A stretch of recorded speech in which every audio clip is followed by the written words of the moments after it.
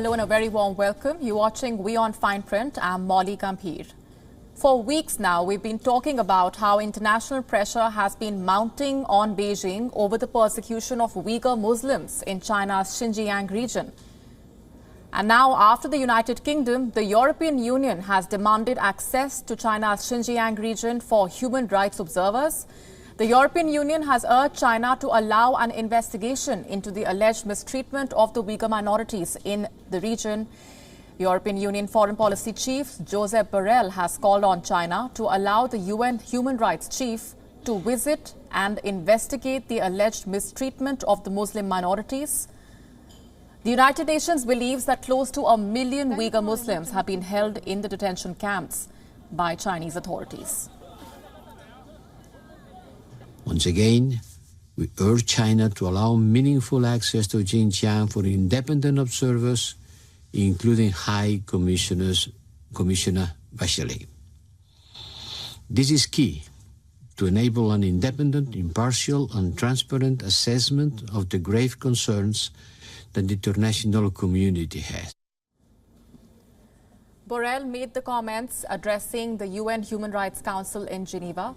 He also highlighted the alleged persecution of Tibetans at the hands of Chinese authorities. The senior EU official also urged China to comply with its obligation under national and international law to respect and to protect human rights. The European Union's call on China to comply with its obligation under national and international law to respect and to protect human rights, including the rights of persons belonging to minorities in Xinjiang, in Tibet and in Inner Mongolia. Earlier, Britain's Foreign Secretary Dominic Raab had exposed China at the UN Human Rights Council.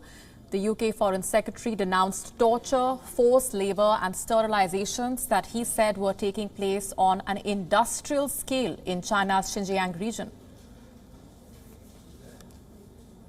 I think there's a sensible conversation that is to be had between government and the tech companies about making sure news is available in the most effective and efficient and cost-effective way for consumers.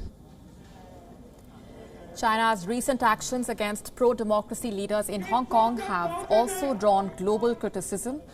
The European Union reminded Beijing to follow the one country, two systems formula.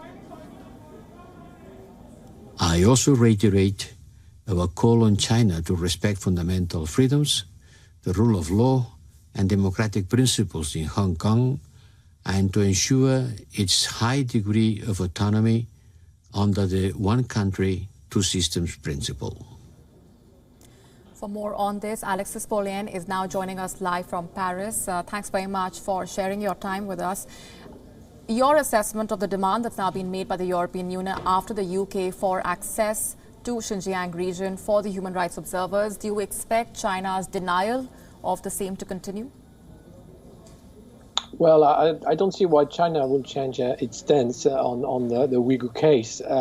So far, it's been a denial on a worldwide scale, and it's not because Europe is putting pressure with UK and with France also. Today, French foreign minister just said that China was organizing repression on a massive scale for the Uyghur. Also, I think the pressure is getting higher and higher by the days.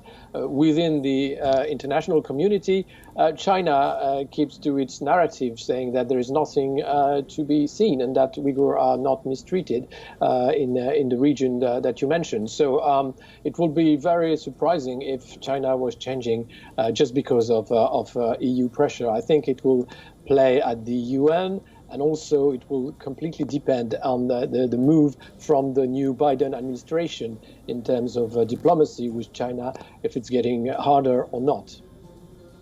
Right. Just over the last few hours, the Human Rights Watch has also highlighted how China has dramatically increased the systemic prosecution and the persecution of the Muslim minorities in the Xinjiang region. What more do we know at this point about the persecution that's, according to reports, taking place at an industrial scale, quote unquote?